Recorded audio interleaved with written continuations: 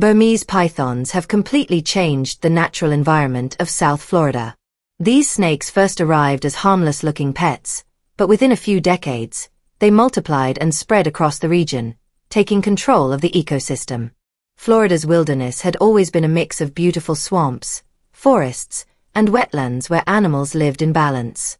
Predators and prey had coexisted for centuries. But everything changed when an unexpected invader appeared, the Burmese python.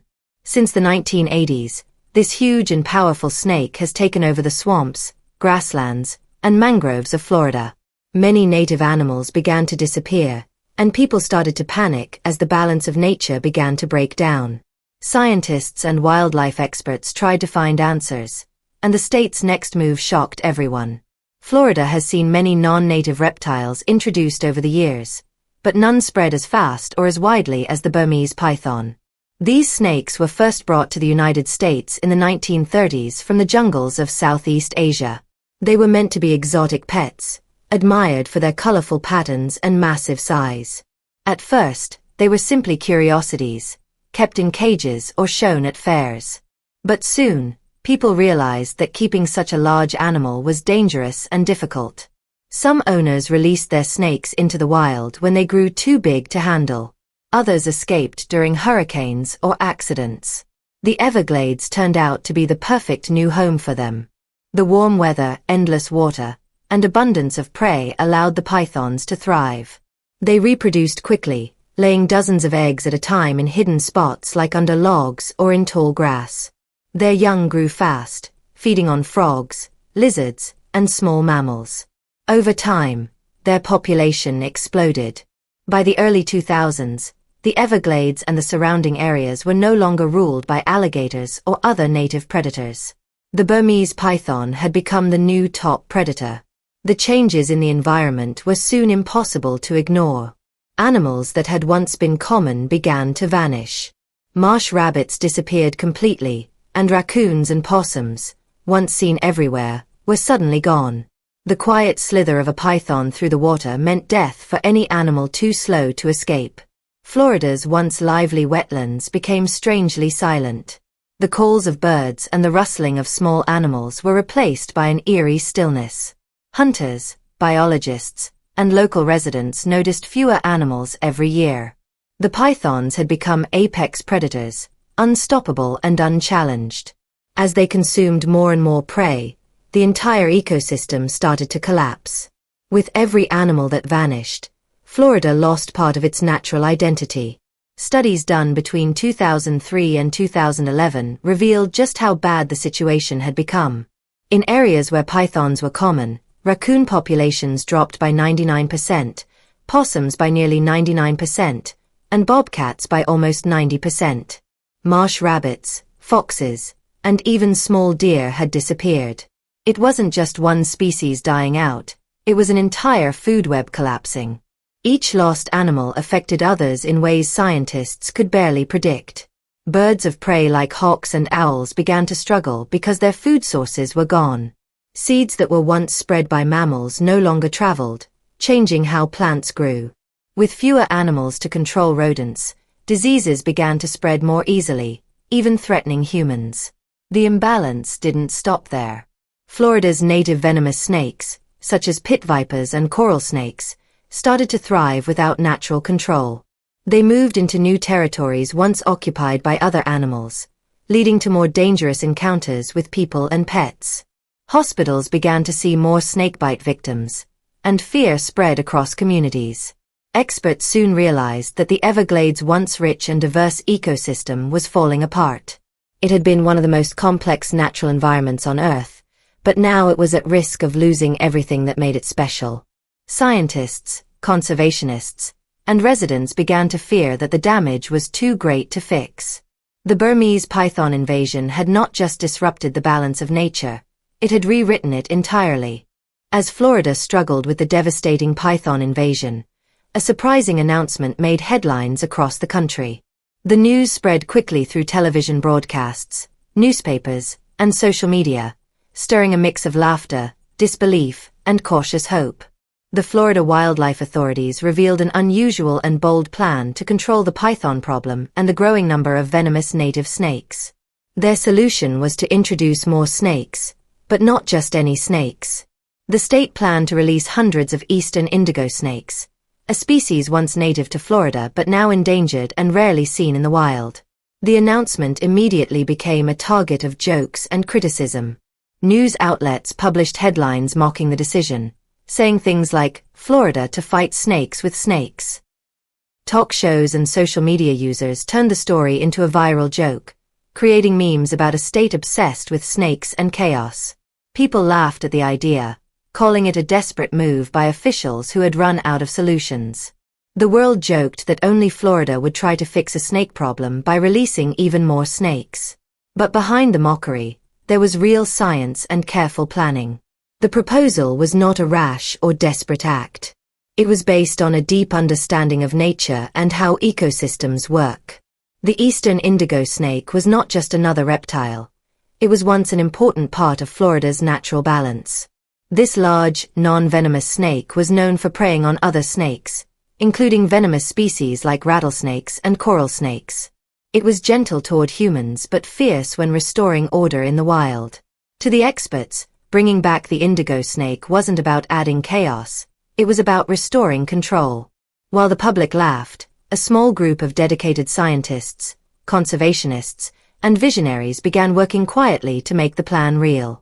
What the world saw as a joke would soon become one of the boldest wildlife restoration efforts in U.S. history. The eastern indigo snake is one of the most fascinating and misunderstood reptiles in North America. Growing over 8 feet long, it moves gracefully through forests and swamps, its scales shining with a deep blue-black color that glows in the sunlight. Unlike many snakes, the indigo has no venom. Its power lies in its strength, calmness, and unique immunity to the venom of other snakes.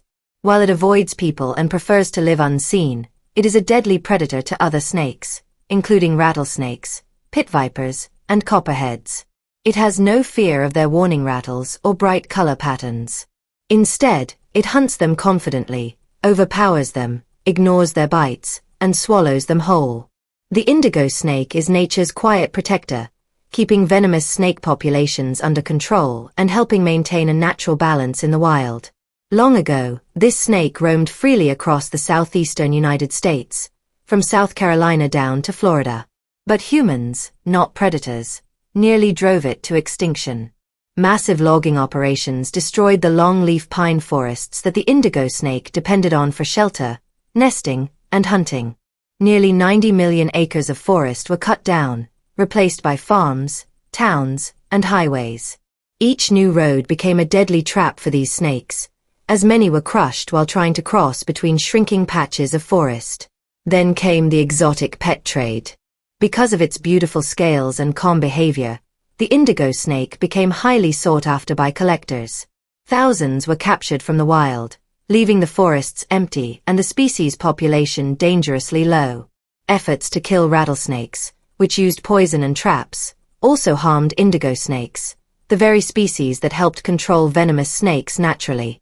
By 1978, the eastern indigo snake became the first snake in the United States to be listed as endangered. For centuries, it had been a silent guardian of the wild, but human activity pushed it to the edge of extinction. The destruction of forests, the rise of roads, and illegal collection all contributed to its decline. What had once been a vast green wilderness of longleaf pine trees and wiregrass became small, disconnected fragments of land. Only about 3% of the original habitat survived. With fewer safe places to live, and dangers everywhere, the indigo snake nearly disappeared. But the story didn't end there. In 2017, scientists and conservationists decided to fight back against extinction. They began breeding eastern indigo snakes in captivity to give the species a second chance. At the Orion Center for Indigo Conservation, located deep in the Florida wilderness, experts carefully raised young indigo snakes in a controlled environment. They were fed, monitored, and protected from disease and predators as they grew stronger. For 2 years, they prepared for life in the wild. Finally, when the snakes were ready, biologists released them into the Apalachicola Bluffs and Ravines Preserve, one of the few remaining areas of longleaf pine forest in Florida. This wasn't a random release. It was a carefully planned reintroduction meant to restore what had been lost and bring back the natural balance that had existed for thousands of years.